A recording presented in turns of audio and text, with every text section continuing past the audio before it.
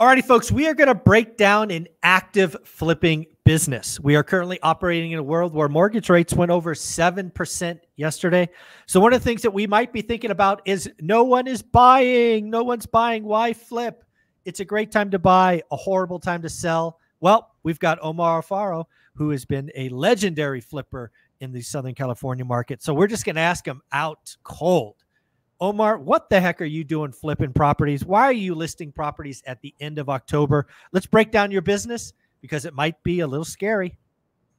Yeah, you know, it is definitely not like the best time to exit properties. You mean it's not 2022 again or 21? No, not at all. We're not getting a crazy run up. You know, we're getting, you know, I'll tell you this, if you price the properties correctly at the exit, you'll have more, you know, you'll have more people actually wanting to see the property. And if you actually do extra work to the property itself, not just lipstick, you'll end up getting that extra feel that you need for those buyers to make that adjustment, to make that offer. And that's literally what we've been focusing on. So, well, let's break that down. How many active flips do you have in all stages right now? How many active flips today? Active flips, we have 8. Okay, so you have 8 active flips, all in different stages. Some maybe you've just bought, some in, I don't know, I'll call it construction, and then you have some exiting. So why don't you break it down for us? Of the 8 projects, how many are not yet started?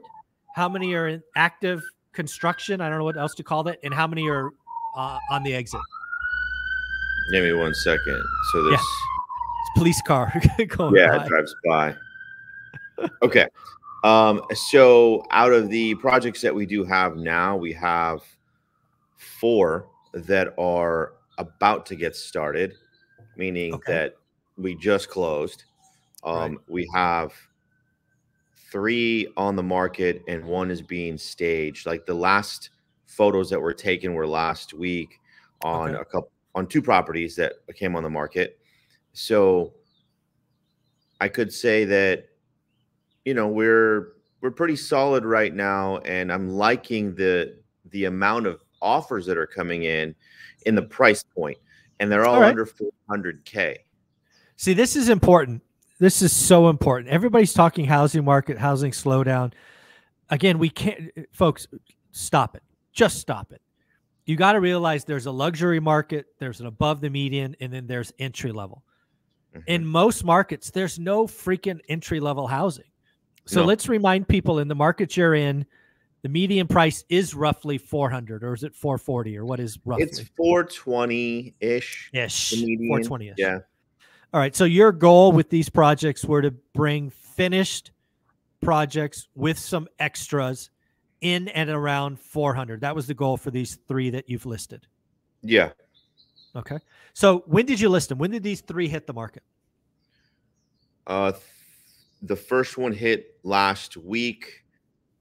The other one hit, I think, 10 days ago. And then 1 just hit on Friday. Okay. So you have 3 projects, all in the MLS, all finished, all ready to go. We're in a rising rate environment.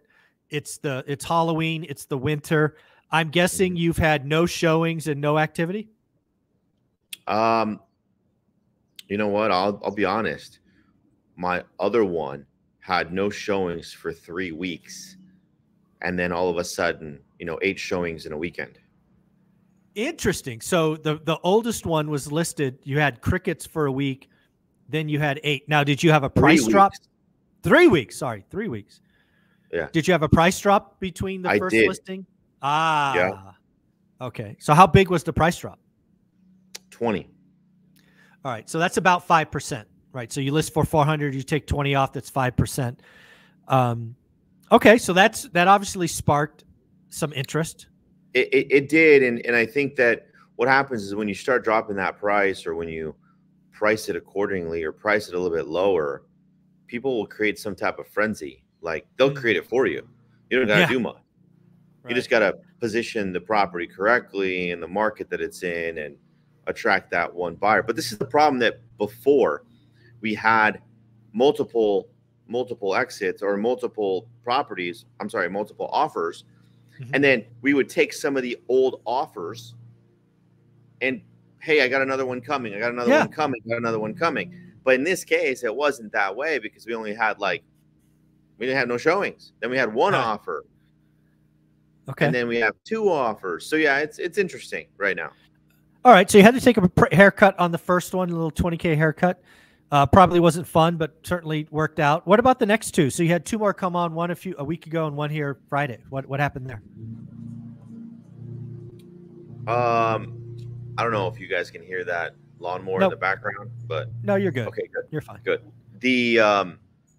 I think it was the most recent one 10 days ago. We have 2 offers in now, and we're in multiple counter offer stages. So that's nice. And they're all right about full price. If they ask for closing costs, they stacked it. Okay. Our newest one that we marketed on Friday, they stacked their closing costs, and we received another offer yesterday morning. So now we're dealing with 3 total on that one particular house. But the finishes were great, super nice, and So let me ask about that. So one of the things I love about talking to professionals like yourself is you modify your business as the environment changes around you. Yes, one of the things that you did there that I want to highlight is you started adding the little extras, the little extra finishes. So for the novice out there, what would that mean? An extra $2,000, an extra $1,500? What are the little extras? Probably an extra 4 to 5. Okay, so an extra 4 to 5. Also, take an extra week. I have no idea. No, you know what? It's that extra bigger ticket item. The AC. Okay. The condenser unit was on its last leg, and I'm just like, you know what? Let's go ahead and do it. Like, let's put a new one in. Spent the other $2,500, $3,000, but now they don't have to worry about it. And now it's one of those things that they're not going to call out. Oh, this has brand new air conditioning. Okay, great. Let's do it. Okay. Got it. The bigger ticket stuff. Because door handles, and obviously that's a given, right? Nice baseboards, all the black, furnish, or fixtures, the cool doorknobs and the 2-panel doors, stuff like that. Like, a normal consumer is going to be like, well, I don't want to change it. I don't want to change it. But the AC and the bigger stuff, like that stuff, it's like you need to do it. 100%. Yeah, you're removing that concern. And I'm not in Orange County doing these deals. I don't do a bunch of landscaping. I don't, because people want a blank slate when it comes to the landscaping. And it's like, so I'm saving myself 4, 5, 8K on some of this landscaping that everybody in OC will need to do everything, right? Right. Because you got to be completely caliber of person. Absolutely. Yeah. Different price point.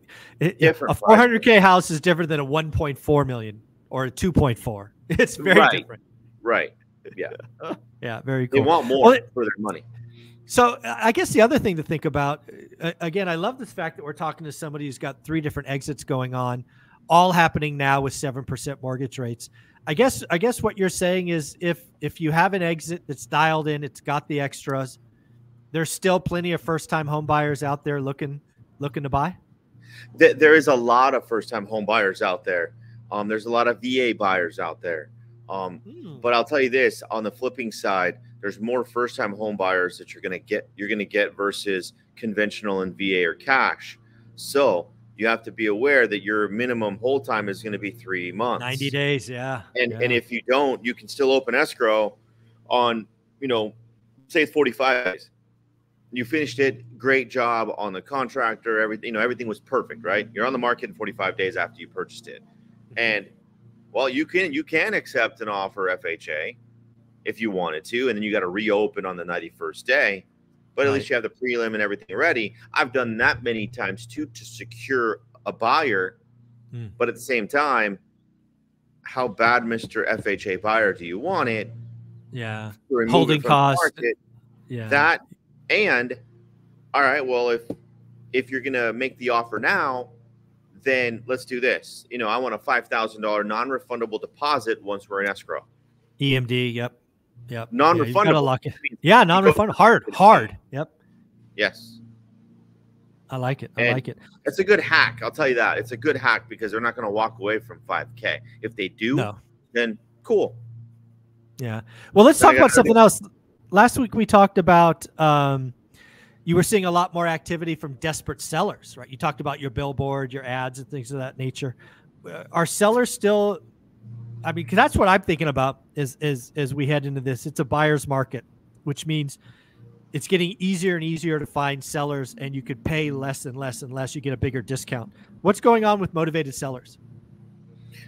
You know what's crazy is that some of these sellers, they just want to start their next chapter, so they will accept. I'm not going to say they're going to accept super low money, but they'll accept convenience and quick, and the deal to be done faster. So let's try to put some numbers on this. Like, let's take one of the deals you just did recently, but let's also compare it to like 2021.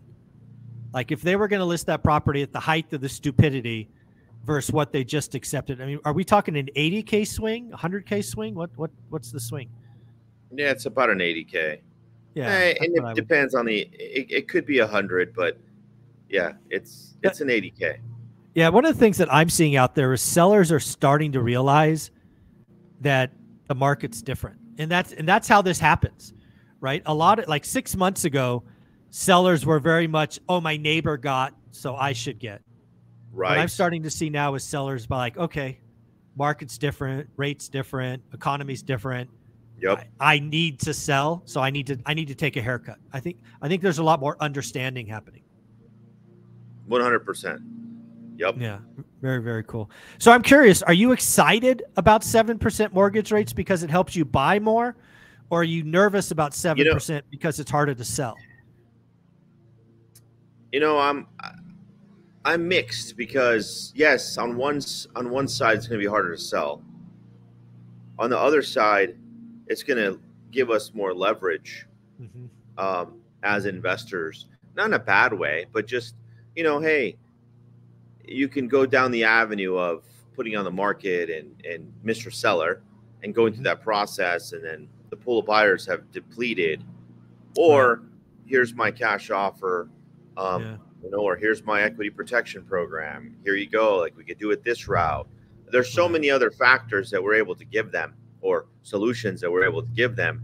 So I guess that you could say that I am looking forward to it, because it's Q4. So it'll set up Q1 with anything that we purchase, this next couple months. So yeah, I think the last. Yeah, I think the biggest thing for me to think about is it's finally happening. I think your world, real estate investor, wholesaler, all of those things, it got kind of wild in 2021, 22. I think what's likely happening is a lot of your, pretenders that were competing with you, they've started to disappear. Their marketing budgets have gone to zero. Their teams have gone to zero. And now you've only got the big boys playing, right? The people who buy billboards, who run ads. And so I think long-term, I think it's easier for you. I think you can get more creative. I think you can buy better because the pretenders are gone. What do you think? Yeah, you know what? It will, trim the fat for sure.